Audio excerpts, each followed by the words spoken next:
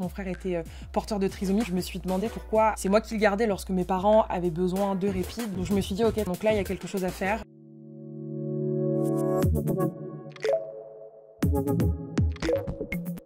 Hello, je m'appelle Elisa. Hello, je m'appelle Léa et je suis la cofondatrice d'Apollo. Je suis la cofondatrice d'Apollo, la première plateforme de babysitting et d'accompagnement à domicile Pour les enfants, adolescents et jeunes adultes atypiques. Bienvenue sur Papillon Action.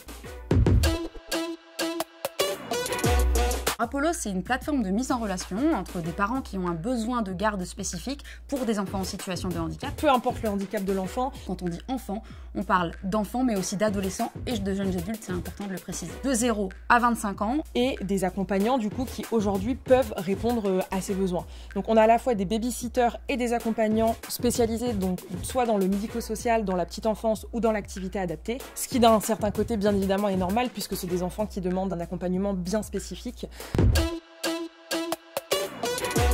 Apollo, c'est le résultat de mon histoire personnelle, un hommage, on va dire ça comme ça. Donc le HA d'Apollo, c'est pour handicap, et le polo, c'est le polo de Paul, puisque mon petit frère, donc il s'appelle Paul, qui a 20 ans, qui est porteur de trisomie 21. Pour moi, c'était vraiment une fierté. Je me suis demandé tout simplement pourquoi c'est moi qui le gardais lorsque mes parents avaient besoin de répit. Est-ce que c'est parce qu'il n'existe aucune plateforme qui propose un service de babysitting ou d'accompagnement? Est-ce que c'est un manque de moyens de la part de mes parents? Donc je me suis dit, ok, donc là, il y a quelque chose à faire.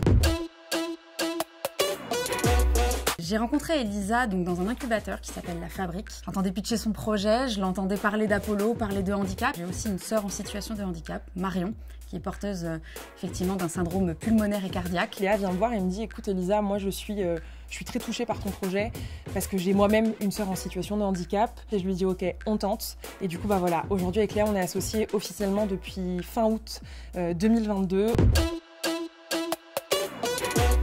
On va développer un algorithme qui va permettre de créer des matchs parfaits entre parents et accompagnants. On rentre dans un détail de critères pour permettre de créer en fait des matchs parfaits entre ce que les parents vont remplir concernant leur enfant et ce que va remplir l'accompagnant. Quand le parent a trouvé son accompagnant idéal, il réalise ses premières heures de garde avec lui, il pourra noter l'accompagnant sur la plateforme et laisser un petit commentaire. Si jamais on arrive dans une période où effectivement là il y a un petit litige entre le parent et l'accompagnant, on va avoir un bouton SOS sur la plateforme qui va permettre au parent ou à l'accompagnant de dire il y a un problème à ce moment-là.